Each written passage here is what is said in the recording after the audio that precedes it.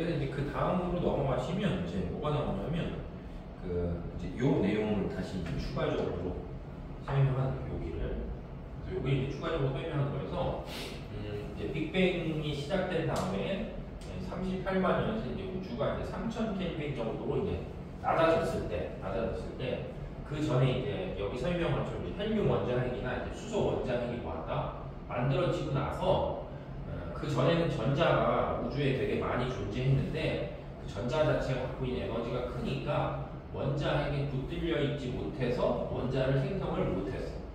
근데 이제 우주의 온도가 3,000 켈빈 정도로 이제 식었을 때, 3,000 켈빈 정도로 식었을 때 우주에 존재하는 수소하고 헬륨 원자핵이 있었을 때 이렇게 다니던 전자가 얘네들한테 모여서 붙들려서 이렇게 돌고 이렇게 돌아다니는 전자가 얘네한테 붙들려서 이렇게 돌면서 뭐가 생성이 됐다? 자, 원자가 생성이 됐다. 이 얘기. 38만 년이 지났다. 이해돼요? 근데 여기서 이제 하나씩 추가하는 거니까 내용이 하나씩 추가되는 거니까 여기서 이제 기억해야 될 게 뭐냐면 자, 여기를 기준했을 때 자, 요 그림에서 이제 지금 설명하려고 하는 건데 설명하고 하는 바가 뭐냐면 요 전까지는 우주가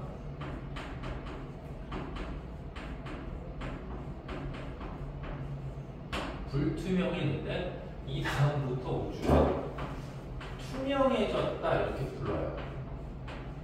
그래서 이게 이제 불투명하고 투명하는 걸 이제 나누는 기준이 이제 그림에 써 있는데 여기 이제 보는 것처럼 우주의 온도가 높았을 땐 전자가 원자핵에 붙잡히지 않았기 때문에 이렇게 분리되어 있어.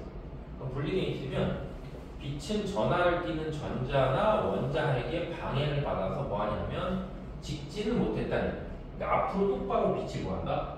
못 나간다. 갑자기 생뚱맞게 저기서 말하는 빛이 뭐냐 이거야. 이 빛이 여기서 우주가 뭐 했으니까 탄생을 했으니까 여기서 커다란 폭발이 일어났으면 여기서 이제 빛을 구하겠어. 이게 쐈을 거 아니야. 그지? 그 빛이 이렇게 앞으로 나아가는 과정. 이제 왜냐면 이쪽으로 갈수록 시간이 뭐하니까. 시간이 흘러가니까. 근데 이제 이전에는 이 입자들이 다 이렇게 분리되어 있기 때문에 여기서 나오는 빛이 앞으로 똑바로 뭐한다? 못 나갔었는데 뭐가 생성이 되면서 원자가 생성이 되면서 우주가 좀 뭐하냐면 정리가 된 느낌입니다. 그러니까 예를 들면은 학교 운동장에 애새끼들이 뭐 예를 들면 뭐 조회나 이런 걸 하기 전에 운동장에 이렇게 확 흩어져 있으면 네가 저기서 출발해서 저까지 뛰어가려고 하면 걸리적거리는 것들이 뭐야? 되게 많은데 예를 들면 조회하면 뭐 예를 들면 반별 이렇게 줄을 딱 세우잖아. 이제 사이사이 빈 부분이 생기니까 거기를 네가 한 번에 쭉 뭐 할 수 있는 거야? 뛰어갈 수 있는 거지. 그래서 약간 그런 느낌으로 이때부터 빛이 앞으로 이제 똑바로 뭐한다? 나갈 수 있게 된다. 그래서 요거 전에는 빛이 앞으로 똑바로 찍지는 못했기 때문에 우리가 불투명하다라고 표현하고 요 다음부터는 빛이 똑바로 나갈 수 있어서 우주가 뭐였냐면 투명해졌는데 이제 여기서부터 중요한 얘기에 그러면 여기서부터 빛이 뭐야? 빛이 똑바로 나아가기 시작해서 이 빛이 지금 현재 우리한테 뭐 하는 거야? 오고 있는 거야 계속. 그래서 우리는 이 빛을 뭐 한다? 보는 거야. 그래서 이 빛을 보니까 이제 이 빛을 뭐라고 부른다?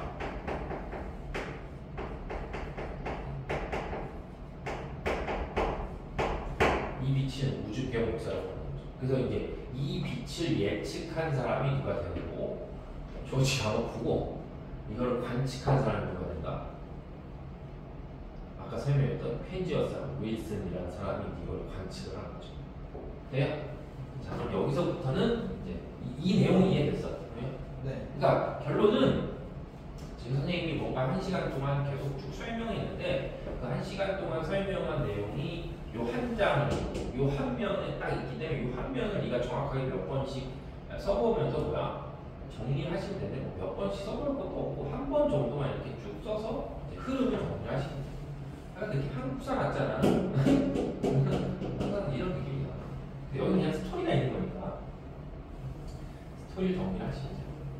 자, 근데 이제 지금부터 설명해야 될 거는 얘를 좀 이해해야 되기 때문에 우주 배경 복사라는 걸 이해해야 되기 때문에 여기 이거에 대해서 좀 설명을 해볼게요.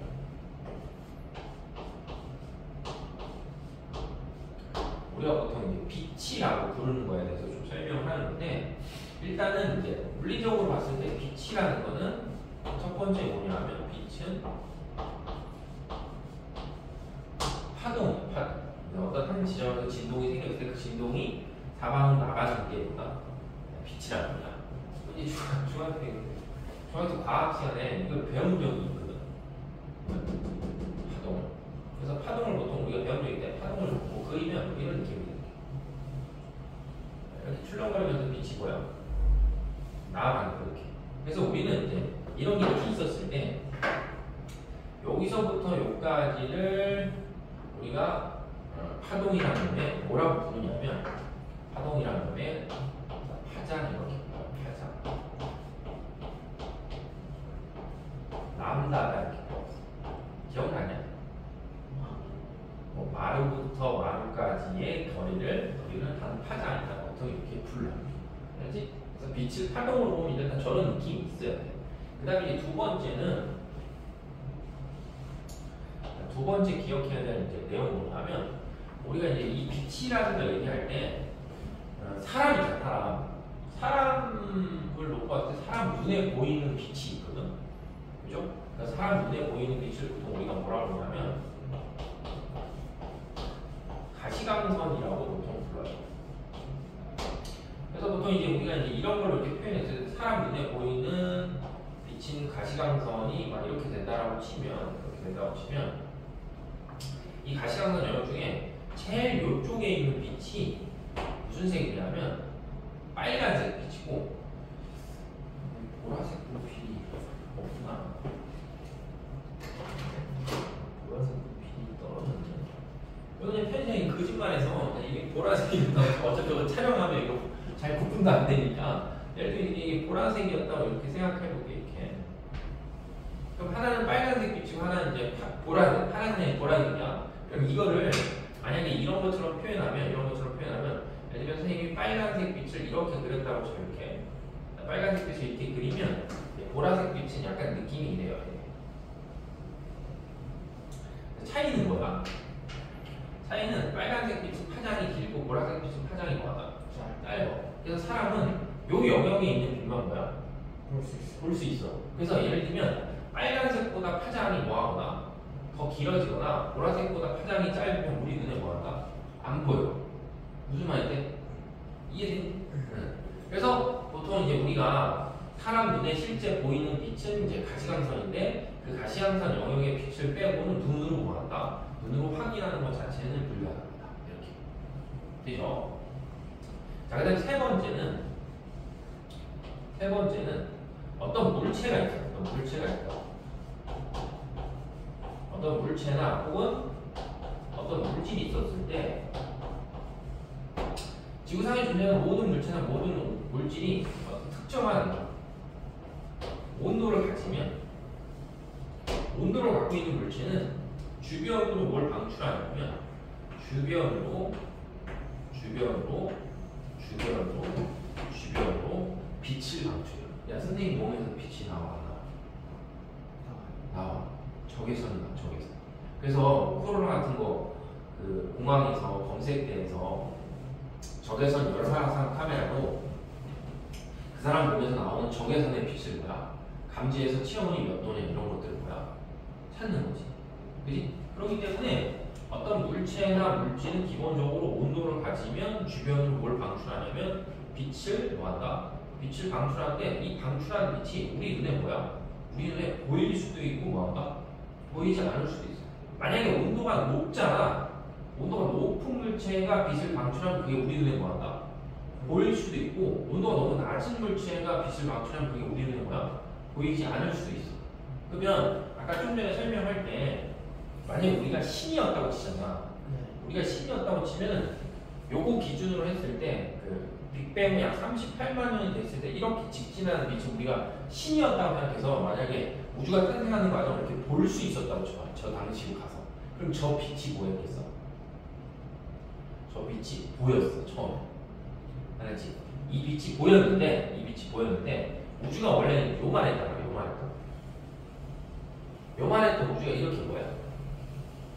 커지잖아. 그럼 커지는 과정에서 원래 우주가 3000켈빈인데 원자가 만들어서 생성된 빛이 원래 파장이 이만했다고 좋아? 파장이 이만했으면 요 정도의 파장을 가졌을 때는 우리 눈에 뭐 하는 거야? 보였는데 우주가 팽창하면 용철 늘어나듯이 이 빛의 파장도 뭐한다? 빛의 파장도 같이 따라서 이렇게 뭐야? 늘어나서 이게 너무 뭐였기 때문에 너무 늘어졌기 때문에 현재는 우리가 이 눈으로 뭐 하는 거야? 안 보여. 눈으로 보이지 않고 뭘 통해서 보이냐면 보통 이제 이 파동의 일부도 보통 우리가 전파라고 불러서 이런 것들은 전파 형태로 나타나기 때문에 전파 망원경을 통해서 뭐한다? 전파 망원경을 통해서 뭐한다? 관측할 수 있어. 근데 지금은 뭐 하진 않는다는 거야? 눈으로는 보이지 않는다는 거지. 근데 니네 동네 될 수도 있겠다. 니네는 갑자기 TV 같은 걸 아니구나. 니네 다 요새 뭐야 케이블이구나. 근데 저기 예전에 그 펜션 조그만 방에 있는 TV 보고 가끔가다 틀면 화면에 이렇게 지지직 나오는 거잖아. 그게 우주용이거든. 그 니 집 안테나 있잖아. 그 안테나가 실제로 뭘 잡는 거야. 우주에서 들어오는 빛이 우주 배경국사 잡으면 그 잡음이 이렇게 뭐한다? 실제로 보이는 거죠. 화면. 무슨 말인지 알겠죠? 그러니까 하늘을 바라본다고 해서 지금 우리 눈에는 보이진 않지만 전파 형태가 되는데요. 전파 망원경이나 그 TV 그런 안테나에서 수신되면 이제 우리한테 이런 형태를 보일 수가 있다. 이렇게 되는 거지. 그래서 기본적으로 봤을 때 우리가 이제 빛이라는 걸 생각하면 이런 것들을 일단 뭐 해야 돼? 생각을 해야 돼. 그렇지? 이런 걸 생각해야 돼. 그래서 이제 스토리는 뭐냐면 조지 가모프가 처음에 이제 이거야. 우주가 38만 년이 되었을 때 직진하기 시작한 빛이 온도가 얼마짜리의 빛이냐면 3000켈빈짜리의 빛이었어. 그러니까 우주의 온도가 3000켈빈이 되고 3000켈빈이 우주의 온도에서 뭐가 나오는 거야? 빛이 나오는 거야. 알았지? 3000켈빈 우주에서 빛이 나오는 거야. 왜냐면 선생님 여기서 설명할 때 물체나 물질이 온도를 가지면 뭘 방출한다? 빛을 방출하는 거야. 그러니까 우주가 3000켈빈이 돼서 우주가 뭘 쏘는 거야? 사방으로? 빛을 쏘는 거야. 근데 이제 조지 가모프가 예측한 거 뭐였냐면 이랬는데 현재의 우주는 이 원자가 생성된 우주에 비해서 1000배 정도 크기가 커졌다. 그럼 1000배 정도 크기가 커졌으니까 이제 우주의 온도가 얼마다? 우주의 온도가 3켈빈 정도가 되는 거야. 그러면 1000배 정도 커져서 우주의 온도가 3켈빈 됐으면 그 3켈빈의 우주에서 뭐가 나와야 돼? 이 우주 배경 복사는 파장이 길어진 빛이 뭐야 돼? 나와야 된다. 그치? 네. 여기까지 이해돼? 그랬는데 아까 설명했던 이제 펜디어스하고 윌슨이라는 사람이 그 천문대에서 전파 망원경을 통해서 무언가의 우주에서 그러니까 어딘가에서 들어오는 빛을 뭐한다? 빛을 관측하고 있었어. 그러니까 처음에는 그 빛이 뭐라고 생각했냐면 뭔가 잡음 때문에 나타나는 현상인지 생각해서 그 전파 망원경에 올라가서 닦고 뭐 비둘기 똥도 닦고 막 해봤는데 계속 우주에서 뭐하냐면 어떤 잡음이 이렇게 집을 향해서 뭐한다? 들어왔는데 이 잡음이라고 보통 부른 이 전파를 뭐 해봤더니 이 전파를 분석해봤더니 3켈빈의 물체가 방출하는 빛의 뭐다? 빛의 파장하고 똑같은 빛이었어. 그러니까 이 사람들이 생각한 건 그 전에 조지 가모프라는 사람이 만약에 우주가 이런 빅뱅을 통해서 뭐 한다고 치면 만들어졌다고 분명히 3켈빈에 해당하는 빛이 지구로 뭐 해야 돼? 들어온다라고 예측했는데 펜디어스하고 윌슨이 그걸 뭐 했다? 찾아냈다. 그래서 조지 가모프가 얘기했던 빅뱅은 뭐 한다? 빅뱅은 맞는 거다라는 생각을 하는 거지. 자, 그 다음에 빛에서 기억해야 될 네 번째. 원래 통합과학책에 이런 내용들이 다 있어야 되는데 없어서 그냥 본인 혼자 약간 읽다 보면 모르는 부분들이 생길 수도 있어요. 이런 것들. 그 다음 네 번째는 뭐냐면 빛은 꼭 기억해야 되게 빛은 우리한테 어떤 정보를 뭐 하냐면 준다라는 생각을 이 단어에서 꼭 하고 계셔요. 그러니까 정보를 준다는 의미가 아까 좀 전에 얘기했듯이 그 공항 검색대를 지나거나 이렇게 했을 때 어떤 사람의 적외선 열화상 카메라로 감지하게 되면 그 사람의 뭘 알 수 있어? 정보, 무슨 정보? 체온이 몇 도라는 정보를 알 수 있지. 그 빛신호를 보면. 그 다음에 신호등이 있었을 때 신호등이 초록색 불이면 우리는 초록색 불을 봤을 때 시각적으로 보면 그 정보는 뭐야? 건너가시오라는 정보가 나한테 뭐 하는 거야? 있는 거잖아. 그럼 이제 그거랑 똑같이 우주에서 이런 뭐가 들어오니까 빛이 들어오니까 우리는 그 빛을 보고 보다 아 우주가 폭발했다는 그 정보를 뭐 하는 거야? 얻는 거야. 그 다음에 이제 말을 바꾸면 보통 우리가 인터넷이잖아. 인터넷이 www잖아. 월드와이드 앱이잖아. 인터넷이 유선이야 무선이야? 유선이죠. 인터넷 유선이야. 해저에 광 케이블선이 깔려 있단 말이야. 그럼 예를 들어 내가 구글에서 뭔가 니네 뭐 야동 이렇게 검색한다고 쳐봐. 그럼 이제 그 신호가 이렇게 쭉 뭐야? 가는데 그게 무슨 신호로 가는 거야? 빛 신호로 가는데 빛 신호는 디지털 신호야. 1, 0만 쓰는 거야. 빛이 오면 예를 들면 1, 빛이 오지 않으면 0. 그래서 그런 디지털 신호로 정보를 뭐 하는 거야?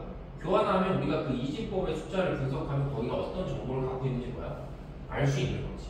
그래서 이 얘기를 왜 하냐면 지금 첫 번째 선생님이 설명하는 우주 배경 복사다라고 설명한 것도 결국엔 우주에서 오는 뭘 봤을 때 우주에서 오는 빛을 분석해 봤을 때 아 우주가 빅뱅을 통해서 만들어졌다 이런 걸 뭐야? 확인을 한 거잖아. 그 다음에 이제 두 번째가 조금 이따 하겠지만 아까 이제 그 빅뱅의 또 다른 증거 중에 하나가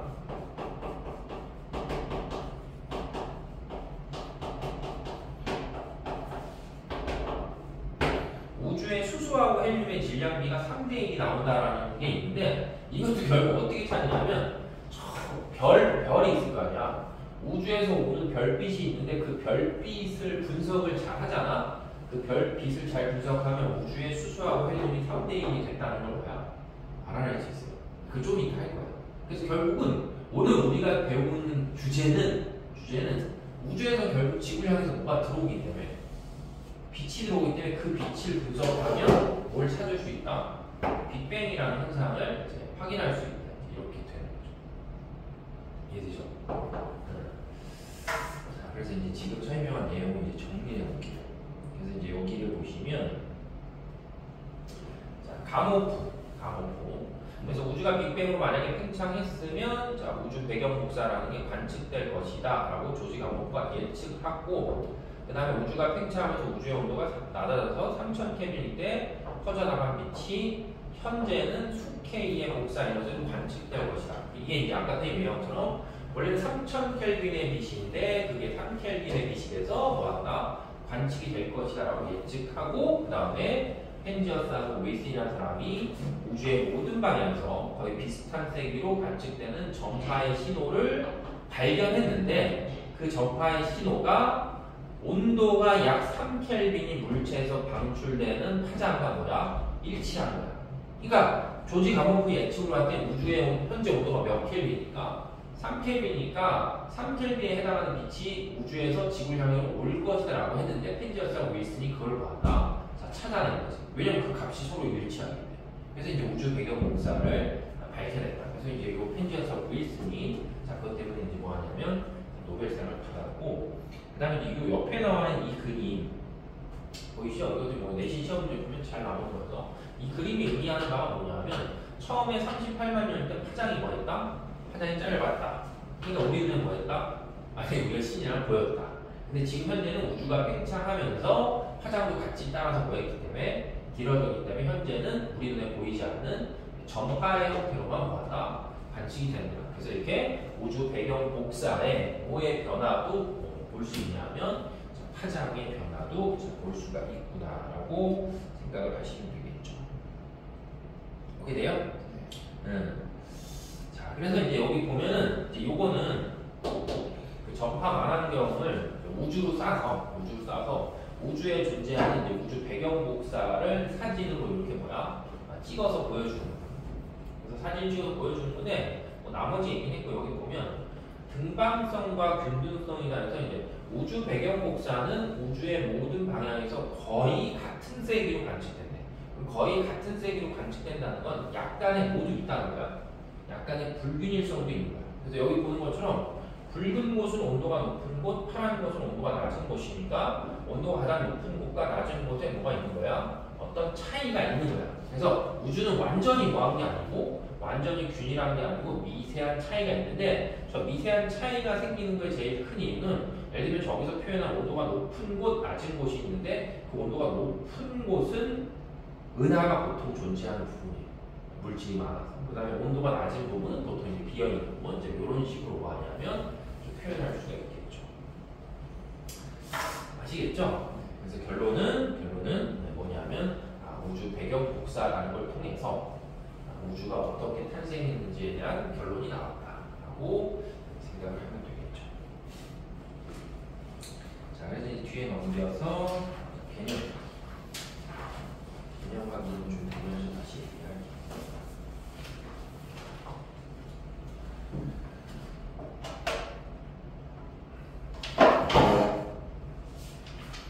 자, 그래서 첫 번째 개념 확인 1번 민간 뭐다?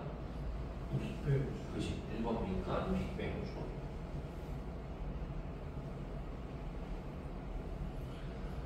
자, 그 다음에 이제 2번 민간 물질은 원자는 원자핵과 뭐다? 원자핵과 전자고, 그 다음에 원자핵은 다시 양성자와 중성자. 그 다음에 양성자. 자, 3번 민간은 똑같이 중성자니까 얘는 뭐로 돼 있다? 그치? 쿼크 호성. 자, 그 다음에 이제 5번째 빅뱅 우주에서 입자의 생성이 쿼크. 그 다음에 5번 민간 기본 입자. 전자. 그 다음에 그 쿼크가 모여서 양성자, 중성자가 되고, 그 다음에 헬륨 원자핵이 되고, 마지막이 여기 헬륨 원자가 있으니까 여기 뭐가 들어가야 돼? 수소 원자. 이렇게 들어가야 되지. 좀 아까 그 그림이야. 그 다음에 우주의 온도가 낮아지면서 양성자, 중성자 결합해서 헬륨 원자핵이 생성된 시기 빅뱅 후 약 몇 분? 3분 카레 기억하시면 되고, 그 다음에 빅뱅 후에 원자가 생성한 시기니까 384 생각하면 되는 게 뭐다? 38만 년. 그 다음에 우주의 온도가 약 얼마? 3000 켈빈. 그죠? 근데 마지막에 우주의 온도가 약 3000 켈빈일 때 우주 공간으로 퍼져나가서 우주 전체를 채우고 있는 빛 뭐가 된다? 그치, 우주 배경 복사다. 이렇게 보면 되지. 자, 그 다음 1번. 자, 표시해보래. 빅 혹은 정. 그래서 1번 감옥부가 주자 하니까 빅. 그 다음 우주가 팽창하는 동안 질량 증가 정. 그지? 그 다음 우주가 팽창하는 동안 밀도 일정 응? 정. 그지? 그 다음 우주가 팽창하면서 온도 낮았다 빅. 이렇게 되겠죠. 자, 그 다음 2번 쿼크는 전자가 결합해서 만들어진다? 아니지. 그지? 쿼크 자체가 기본 입자니까. 그 다음에 중성자는 2개의 쿼크와 1개의 전자. 틀렸죠. 정확하게 치면 뭐 2개? 다음 쿼크 2개, 쿼크 하나. 이렇게. 그 다음에 3번 뭐 양성자는 양전화, 중성자는 전화 띠전자 맞고, 그 다음에 4번에 헬륨 원자핵은 2개 양성자, 2개 중성자 맞죠? 그 다음에 원자는 원자핵과 전자로 이루어졌다 맞겠지. 그 다음에 3번 고기의 입자들을 빅뱅 우주에서 만들어지는 순서대로 옳게 나열하시오라고 했으니까 제일 처음에 기본 입자니까 뭐야? 디귿. 그지? 그 전자. 그 다음에 뭐다? 리을. 양성자, 중성자. 그 다음에 니은. 원자핵. 헬륨 원자핵이 되고 마지막에 기역. 이렇게 되겠죠. 자, 그 다음에 4번. 자, 몇 대 몇이냐라고 했는데, 자, 이거 한 번만 정리해보면, 자, 이게 순서대로 기억해야 돼. 처음에 양성자하고 중성자가 초창기에는 1대 1. 그지? 그 다음에 얘네들의 불균이 생겨서 몇 대면 14대 2. 그 다음에 여기서 수소 원자핵과 헬륨 원자핵이 생성이 되면서 수소 원자핵과 헬륨 원자핵의 개수비는 12대 1. 그 다음에 마지막에 수소 원자의 질량은 1. 헬륨 원자의 질량은 4라고 하면 그래서 몇 대 몇인가? 3대 1. 그래서 이제 수치가 반드시 나오기 때문에 수치들을 정확하게 좀 구분을 해야 되겠죠. 자, 그다음에 5번. 그림은 수소 원자와 헬륨 원자의 모형을 나타내는 것이다. A와 B의 이름을 쓰시오라고 했어. 그러면 이제 이 문제는 만약에 얘가 없으면 그냥 A가 여기 뭐라고 써 있으니까 양성자라고 썼으니까 그냥 양성자 표현하면 되는데, 양성자라고 표현해도 되는데, 이 원자를 구성하는 거에 어디에 놓여있기 때문에 중심에 놓여있잖아. 그 두 개를 뭐라고 지칭했으니까 A라고 지칭했기 때문에 A는 원자핵 이렇게 표현해야 되겠지. 그죠? 그러면 이제 거기에 돌고 있는 B는 전자다. 이런 식으로 나타낼 수 있겠죠. 그 다음 6번. 빅뱅 후 약 얼마가 지났냐면 그렇지. 38만 년이 지나자 우주의 온도가 약 3000켈빈이 돼서 낮아졌고 전자가 원자핵에 붙잡혀서 그게 뭐가 되냐면 원자가 되었고 이에 따라서 무엇이? 그치. 빛이. 그래서 빛이 우주 공간으로 퍼져나가서 자 우주는 투명이 된다. 자 그다음에 7번 우주 배경 복사에 대한 설명이니까 최초로 주장한 사람? 최초로 주장한 사람? 주장하는 사람 강호프. 그지? 최초로 뭐 했대요? 관측했으니까 잘 보셔야 돼요. 시험 볼 때. 그지? 그 다음에 현재 우주의 온도니까 현재 우주의 온도는 3K 이렇게 되겠고 그 다음에 이제 모든 방향에서 거의 같은 세기로 관측이 되고 무엇을 지지하는 증거냐라고 했으니까 이제 빅뱅 우주론을 지지하는 증거다. 자, 이렇게 보시면 되겠죠. 됐죠? 자, 그래서 이제 오늘 하는 큰 주제가 하나 끝났고 이제 이거 하나만 더 하면 돼요. 자, 그래서 이제 지금부터 설명해야 될 거, 지금부터 설명해야 될 거는 2주차까지 들었던 내용이 머릿속에 잘 있어야지만 뭐가 되냐면 좀 인지가 돼요. 근데 이제 먼저 해야 될 게 뭐냐면 먼저 해야 될 게 아까 설명했던 빛에 대해서 다시 좀 얘기를 하면 보통 우리가 이제 빛을 얘기할 때 첫 번째는 빛을 이렇게 단색광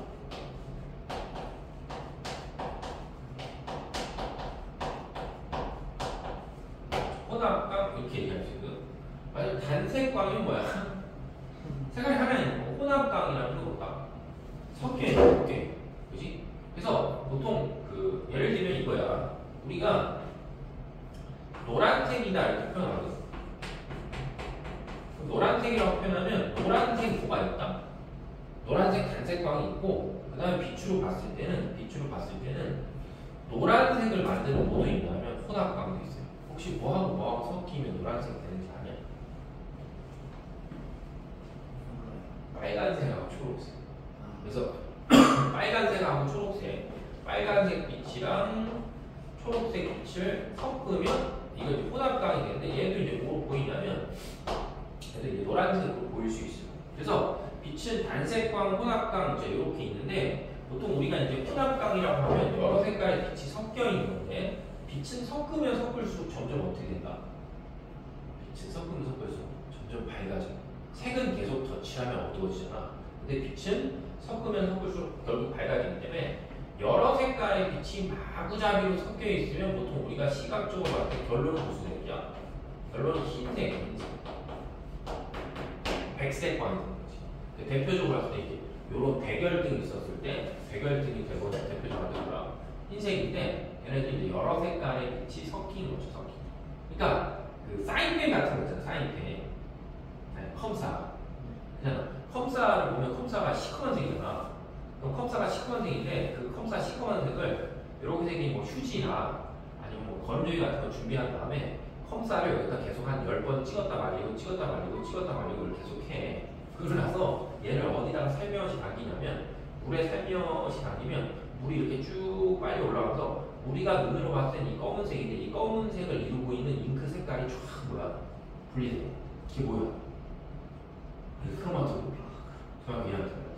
근데 이 얘기를 이제 왜 하냐면 이 단색광이 아니고 혼합광이라는 빛이 있는데 혼합광이라는 빛을 요렇게 생긴 장치 요 그림이 있는 거예요.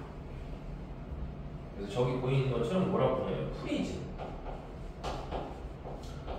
혹은 다른 말로 하면 뭐라고 하냐면 분광이라고 합니다. 한자를 분광이니까 이제 빛을 나누는 거지. 그래서 여기다가 이제 뭘 쏘면 여기다 빛을 이렇게 쏘잖아. 이렇게 빛을 쏘면 그 빛을 이루고 있는 성분이 되는 빛으로 뭐야? 성분이 되는 빛으로 빛이 이렇게 쫙 뭐하냐면 쫙 나눠져. 그래서 여기 여러 색깔의 뭐가 나온다.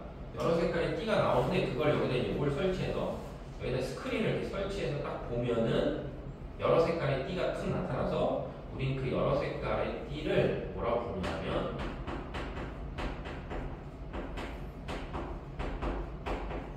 여러 색깔의 띠를 스펙트럼이라고 부르는 거지. 무슨 말 알겠지? 그래서 그냥 백색강을 푸는데 그 백색강이 프림을 통과하면 그 백색으로 이루고 있는 여러 색깔들이 딱 분리돼서 다 떨어져서 나오는 거지. 근데 여기서 하지 말아야 될 고민 중에 하나가 선생님 그러면 프림을 통과하면 왜 분리가 돼요? 이런 거 절대 통합과학에서 안 물어봐요. 그렇지. 이 왜 분리가 되는 이 현상은 물리학 원에서 배웠거든요. 물리학 원에서 굴절이라는 개념을 배우는데 굴절이라는 개념을 하나 이해하려면 알아야 되는 게 대빵 많아. 그렇기 때문에 절대적으로 봤을 때 시험 때 출제할 가능성은 별로 없어요. 그래서 그냥 우리는 혼합광을 프리즘에 통과시키면 여러 색깔의 띠로 나눠지는데 그걸 뭐라고 부른다? 그걸 스펙트럼으로 불러요. 그냥 그 정도 느낌만 있으면 되지. 근데 이제 이렇게 나오는 스펙트럼이 있는데 이 스펙트럼을 이제 우리 책에 나와 있는 이 그림이 이렇게 있는 것처럼 총 몇 개로 나누는 거냐면 이 그림에서 보는 것처럼 이렇게 나눠놔요. 이렇게.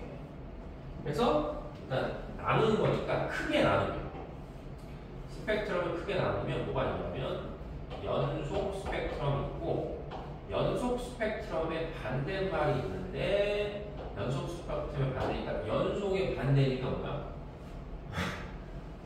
그치? 연속의 반대니까 불연속이잖아. 연속의 반대니까 불연속인데 얘네는 이제 그 영상을 보면 이게 분명히 두 개 다르긴 한데 공통점은 이렇게 중간중간에 뭐가 있어? 선이 들어가 있고 얘도 중간중간에 검은색 뭐가 들어가 있어?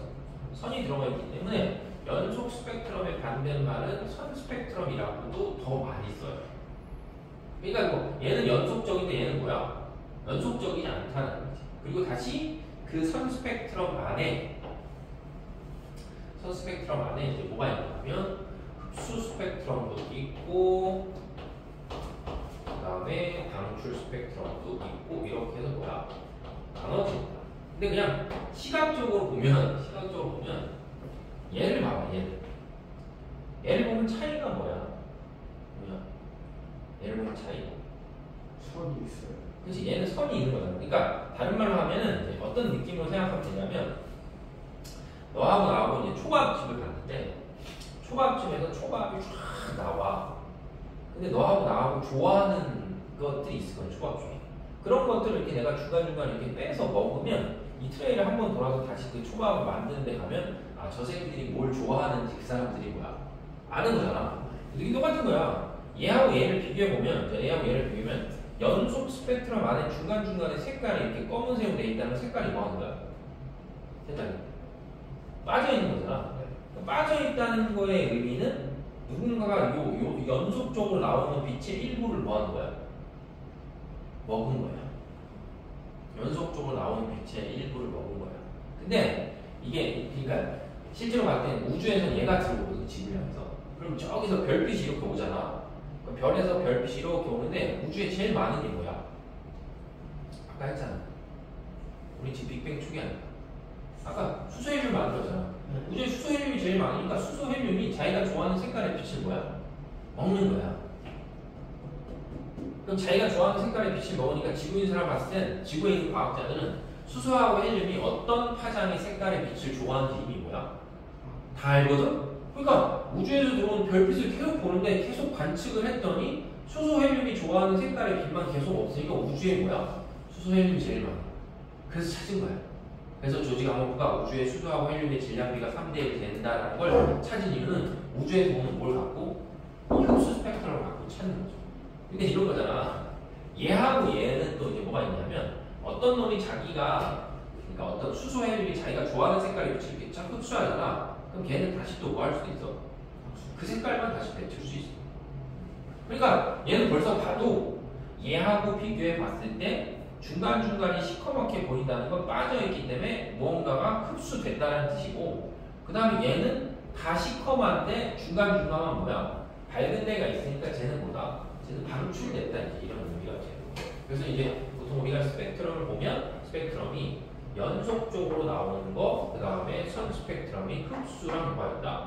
방출 스펙트럼이 이렇게 있구나라고 생각을 하는데 무슨 말인지 대략적으로 이해되지? 근데 여기서 이제 시험 문제가 지금 설명한 내용에서 시험 문제가 하나 이제 또 추가돼서 나오는 게 어차피 중간고사를 보면 화학 결합까지 시험 범위가 다 들어가기 때문에 여기서 물어봐야 될 거는 이 흡수되는 스펙트럼하고 이 방출되는 이 스펙트럼을 원자 단위에서 물어볼 수 있어요. 그렇지? 그래서 원자 단위에서 물어볼 수 있기 때문에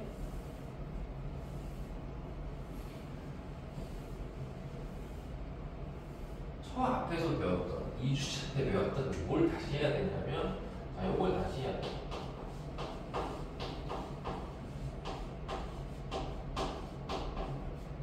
원자의 구조. 그래서 보통 우리가 봤을 때 원자의 구조다라고 하면 자, 두 개만 해볼게.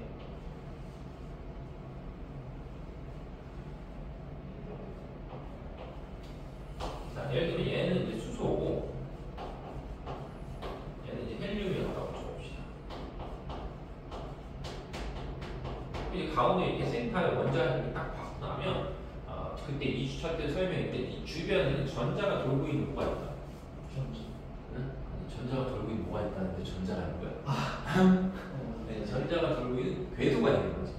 그렇잖아. 그래서 전자는 정해져 있는 궤도를 따라서 뭐 하고 있다? 궤도를 따라서 이렇게 뭐 한다? 자, 도는 거예요. 그럼 결국 헬륨도 뭐가 있어? 전자가 도는 뭐가 있다? 전자가 돌고 있는 자, 궤도가 이렇게 있어. 궤도가. 근데 그때 설명할 때 이 전자가 도는 이 궤도가 있었을 때 이 궤도에 예를 들면 전자가 어떤 위치에 돌고 있다라는 걸 우리가 표현하려면 기준을 정해서 보다 위치를 파악해야 돼요. 그래서 그때 이제 무슨 개념이 있었냐면 그때 에너지의 준이라는 개념이 있었어요. 어디가 에너지 준위가 낮은 거야? 안쪽이야, 바깥쪽이야? 안쪽이죠. 그래서 전자를 채울 때 어디서부터 채운다? 안쪽부터 순서대로 채우면 되지. 이런 얘기를 했지. 그치? 근데 이제 이렇게 할 때 이렇게 수소하고 뭐가 있었을 때 헬륨이 있었을 때 수소하고 헬륨이 원자핵 안에 들어가 있는 어떤 양성자의 개수나 이런 것들이 다르기 때문에 얘네들이 에너지 준위가 뭐야? 에너지 준위가 다 달라요. 모든 원소들. 그럼 그냥 우리가 대충 러프하게 써볼게 선생님. 이거 맞지도 않는 숫자지만 그냥 이해를 돕기 위해서 해보는 거예요.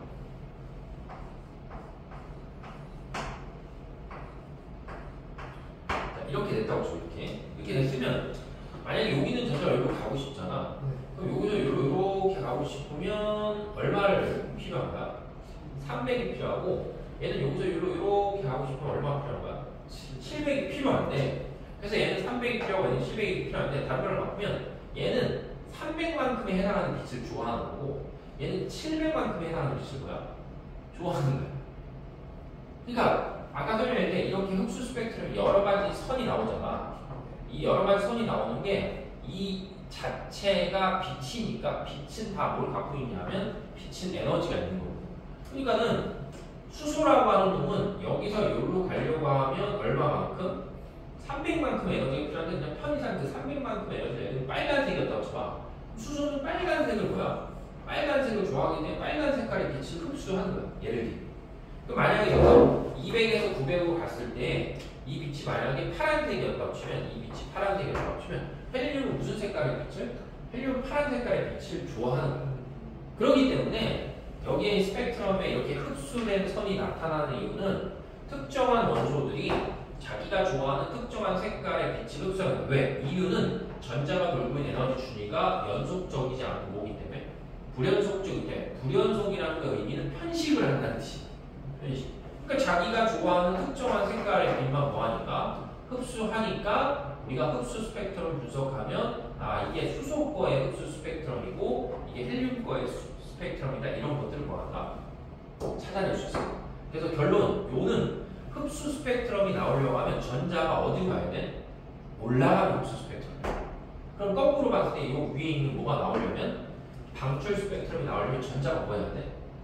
내려와요. 어디 있다가 전자가 아래쪽으로 내려오면 그때는 반대로 빛을 뭐하냐면 반대로 거꾸로 방출. 그래서 여기는 기본적으로 봤을 때 어떤 스펙트럼이 시험 문제가 나오면 무조건 내신에서는 선생님이 지금 그린 이 원자의 구조와 같이 결합시켜서 올라가면 흡수 스펙트럼, 내려오면 방출 스펙트럼 이렇게 뭐 해야 돼? 자, 같이 좀 기억을 하셔야 되겠죠. 그래서 지금 선생님이 설명한 내용이 여기 있죠. 확대 정의. 그래서 이런 말 써 있잖아. 이게 항상 이제 완자체로 갖고 하면 수업하면 이런 얘기하고, 아 선생님 그럼 여기 동화 교과서에만 나왔는데 우리는 비상 교과서를 보면 안 나오는 거 아니에요? 쓸데없는 소리야. 학교에서 선생님 프린트 주면 프린트에 다 써 있어. 학교 선생님 책 기준으로 시험 문제 내는 게 아니고 뭐야? 자기가 준 프린트 기준으로 시험 문제.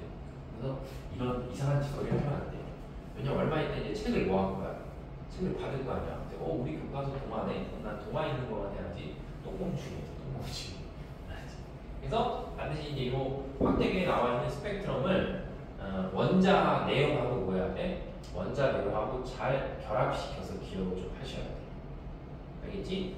자, 그리고 아까 그림을 다시 이렇게 보면은 이 그림을 보고도 자 이렇게 중간에 아무것도 없으면 연속, 중간에 뭔가가 낑겨져 있으면 선. 근데 선 중에 흡수 방출인데 흡수 스펙트럼이 나오려면 여기 쓰인 것처럼 무슨 기체? 저온의 기체. 그러니까 저온의 기체는 기체들이 온도가 낮기 때문에 자기가 좋아하는 색깔을 흡수해서 온도가 뭐하는 거야? 올라가는 거고, 고온의 기체는 이미 온도가 뭐하기 때문에 높기 때문에 자기가 갖고 있는 에너지를 방출하면서 다시 안정화되는 거니까 무슨 스펙트럼? 방출 스펙트럼. 그래서 이 그림 세 개를 봐도 연속, 흡수, 방출 이렇게 뭐야 돼? 구분할 수 있어요. 그렇죠? 그리고 다시 이제 요 표를 봐서 이 표를 보면 여기 쓰는 것처럼 이렇게 말로도 시험 문제가 뭐한다? 나올 수가 있어요. 말로도. 근데 말로도 시험 문제 나올 수 있는데 흡수나 방출이라고 부르는 스펙트럼이 말로 시험 문제 나올 때는 워딩을 쭉 읽다 보면 반드시 이런 말들이 들어가 있어. 그리고 방출도 쭉 읽다 보면 뭐야? 반드시 이런 말들이 있어. 근데 이런 말이 안 써 있는 것들 있잖아. 얘처럼. 그치? 그냥 안 써있고 무슨 고온의 물체에 나오는 빛의 스펙트럼? 그럼 무조건 그건 뭐야? 그건 연속이야. 알지? 이런 워딩이 안 써 있으면 그냥 다 연속으로 취급해서 문제를 푸시면 절대 때려주려고 한다. 절대 때려주려고 않지. 자, 그 다음에 이제 2번을 보세요. 2번. 자, 2번을 보시면 이제 제목이 뭐가 있냐면 별빛의 스펙트럼. 그러면 아까 선생님 설명할 때 여기 이제 별이 있어요. 이렇게 별. 자, 별이 있으면 별 자체에서 이제 다음 시간에 배우겠지만 수소핵융합 반응을 통해서 얘가 이제 뭘 방출하냐면 빛을 이렇게 뭐야? 빛을 방출하면 우리가 이제 별에서 오는 이 별빛을 뭐하면 별빛을 분석을 할 수 있는 거예요. 그러니까 요 별빛이 오는 걸 뭐에 통과시켜서 스펙트럼에 통과시켜서 분석을 할 수 있는 거지. 그렇게 되면 여기 써 있는 것처럼 원소의 종류에 따라 스펙트럼에 나타나는 선의 위치나 개수나 간격이나 굵기가 다 뭐야? 다르다고 써 있잖아. 저기 아까 선생님이 얘기한 걸로 치면 그냥 단순하게 치면 원소들마다 자기가 좋아하는 색깔이 정해져 있는 거야. 편식하는 거야. 그래서 우리는 그런 스펙트럼을 보면 원소를 뭐한다? 원소를 구별할 수 있고, 그 다음 두 번째는 동일한 원소의 스펙트럼은 흡수와 방출선의 위치가 뭐하는 거야? 똑같아. 그러니까 자기가 좋아하는 색깔을 흡수하거나 자기가 좋아하는 색깔을 방출하는 거야. 그래서 흡수선과 방출선은 반드시 뭐 하냐면 같고, 그 다음에 세 번째 별빛의 흡수 스펙트럼을 분석하면 구성 원소의 뭐다? 종류를 알 수 있어.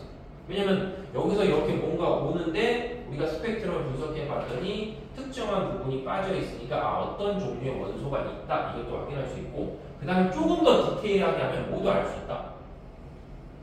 이 선의 폭이나 이걸 통해서 흡수선의 폭이나 이걸 통해서 질량 B를 또 알아낼 수가 있어. 그리고 이제 지금 설명하는 게 좀 약간 재밌잖아, 승우야. 물론 그렇지 않겠지만 재밌으면 지구과학이 관심을 좀 가져도 돼요. 다음 시간에 별 같은 거 배웠는데 되게 느낌이 좀 괜찮다. 그러면 지구과학이 관심이 생겨도 괜찮은 거죠. 그렇죠? 자, 그 다음에 이제 3번에 보시면 이제 우리 주변에 제일 흔하게 보이는 별인데 여기 보면 태양의 스펙트럼을 분석을 하잖아. 그럼 태양의 스펙트럼 분석하면 이렇게 보이거든. 이 그림에서 보면 이제 중간중간에 뭐가 빠져 있어. 색이 빠져 있잖아. 그럼 결국 태양의 나오는 스펙트럼도 무슨 스펙트럼인가요? 흡수 스펙트럼. 이유는 태양도 뭐가 있기 때문에 태양의 대기가 있는데 태양의 대기가 어차피 태양 자체가 주로 수소 헬륨으로 되어 있기 때문에 수소 헬륨이 좋아하는 색깔의 빛이 빠져 있기 때문에 태양에서 오는 스펙트럼도 뭐가 되냐면 흡수 스펙트럼이다. 자, 이런 거 하나 확인하시면 되고, 그 다음에 이제 다음으로 넘어가시면 요거 이제 마지막 정리하는 거에서 우주의 원소 분포예요. 그래서 우주의 원소 분포는 관측하는 방법이 우주를 구성하고 있는 여러 천체니까 뭐 은하나 별에서 오는 스펙트럼을 뭐한다? 스펙트럼을 분석을 해보는 거예요. 그래서 스펙트럼을 이제 분석을 해보면 요거야. 빅뱅 후 생성된 수소 원자핵과 헬륨 원자핵의 질량비가 3대 1이 될 것이라고 조지 가모프가 예측 계산을 했는데 우주에는 수소가 74, 헬륨이 24의 질량비로 분포하는 것을 뭘 통해서? 천체에서 오는 흡수 스펙트럼을 통해서 찾아내는 거야. 그렇기 때문에 결론은 빅뱅 우주론에서 예측한 값이랑 스펙트럼으로 관측한 값이 같기 때문에 빅뱅 우주론을 지지하는 뭐가 되는 거야? 마지막 증거가 되는 거죠. 그래서 하나는 우주 배경 복사, 또 하나는 스펙트럼 분석. 근데 둘 다 공통점은 뭐야? 둘 다 공통점은 빛이야. 그치? 우주에서 오는 빛을 분석해서 두 가지를 찾을 수 있다. 자, 그 다음에 이제 마지막에 나와 있는 확대균. 확대균에서는 빅뱅 우주론에서 예측한 수소하고 헬륨의 질량비니까 조지 가모프가 예측한 수소 헬륨의 질량비를 계산하는 걸 쭉 써놓은 거죠. 그래서 아까 선생님이 얘기한 것처럼 처음에 몇 대면? 처음에 1대1. 그다음 몇 대 몇이 됐다? 7대 1보단 14대 2로 기억하고 있다. 시험 문제에서 7대 1을 물어보면 약분하면 되는 거야. 알겠죠? 그래서 우주의 온도가 낮아짐에 따라서 중성자는 양성자로 변환이 됐지만 양성자는 중성자로 변환되지 못했기 때문에 중성자에 비해서 양성자의 개수가 많아졌다라는 걸 여기 조금 설명을 하잖아. 이게 아까 선생님이 얘기했던 부분이에요. 파란색으로 써있는 게. 그리고 마지막에 이제 헬륨 원자핵이 생성이 돼서 자, 개수를 치면 몇 대 몇이 나오고 12대 1이 나오고 질량으로 치면 몇 대 몇이 나온다. 3대 1이 나온다. 이렇게 결정을 할 수 있겠지. 됐죠? 그래서 이거는 선생님이 여기 단어는 특히 내신 시험 문제 풀면 서술형으로 바꿔서 이 비율을 뭐하면 이 비율을 조정하면 질량비는 무조건 바뀔 수 있어요. 그러니까 무슨 얘기냐면 만약에 양성자하고 중성자의 개수의 비가 만약에 8대 1이었다고 쳐요. 8대 1. 그럼 8대 1이면 16대 몇이 되니까 16대 2가 되죠. 그럼 16대 2가 되면 우주에 존재하는 수소하고 헬륨의 개수비가 몇 대 몇이 되는 거야?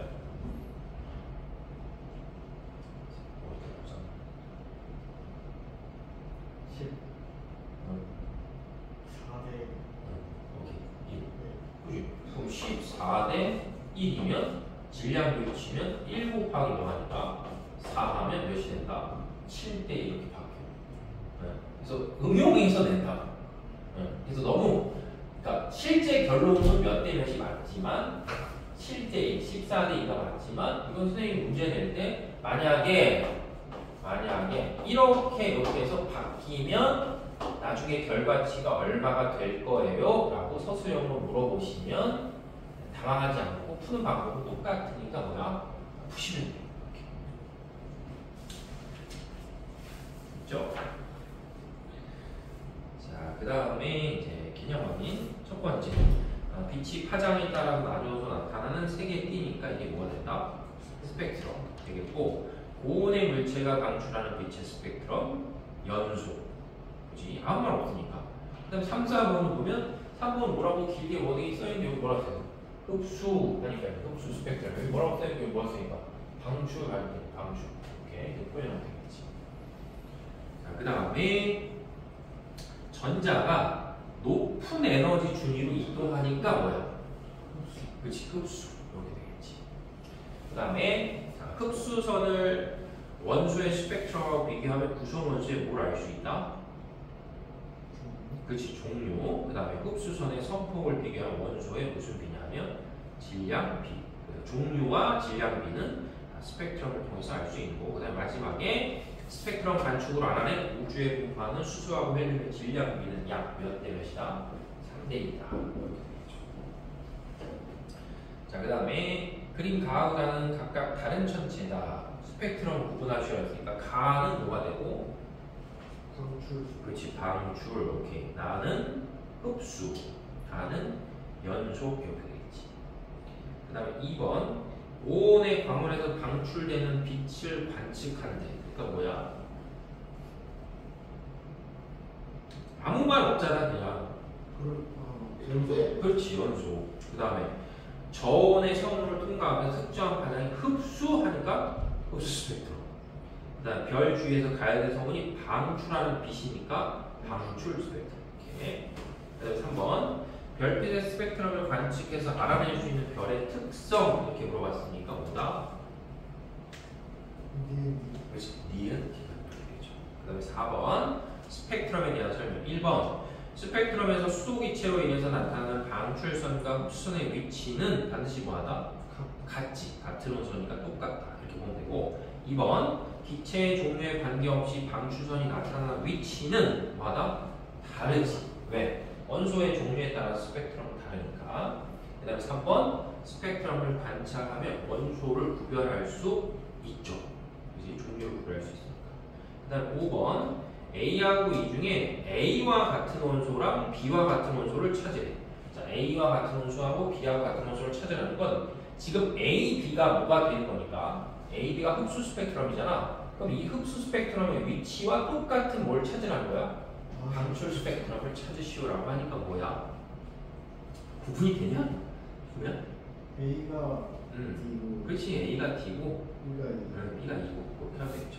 자, 그 다음에 6번 우주 전역에 분포하는 수소하고 헬륨의 질량 B는 지금 오늘 이제 두 번째 시간에 설명한 스펙트럼 관측을 통해서 알아낸 거고 우주 전역에 분포하는 원소 중에 틀렸죠. 헬륨이 아닌 이가 수소가 차지하는 비율이 이만큼이다 라고 보면 되고 그 다음 3번에 우주를 구성하는 수소하고 헬륨의 질량 B는 3대2라는 질량 B는 빅뱅 우주론을 지지하는 보다 강력한 증거다 이렇게 보면 되겠죠. 그래서 이제 넘기시면 뭐 허블이 어쩌고저쩌고 써있는 거 안 하셔도 되고 자, 그 다음으로 가면 완자생 비법 특강 보이지? 이게 결국 오늘 수업한 내용의 전부예요. 그러니까 이제 요거 기준으로 한번 뭐 패드나 이런 것들로 잘 정리해서 한 장 정도만 갖고 있으면 나중에 시험 볼 때 큰 그건 없지. 그리고 어차피 선생님이 다 보내줄 거야. 시험 대비하는 자료나 이런 것들은. 그리고 이제 숙제는 이제 그 다음에 있는 21페이지부터 어디까지 하면 되냐면 25페이지까지 숙제를 하면 돼. 21페이지부터 25페이지.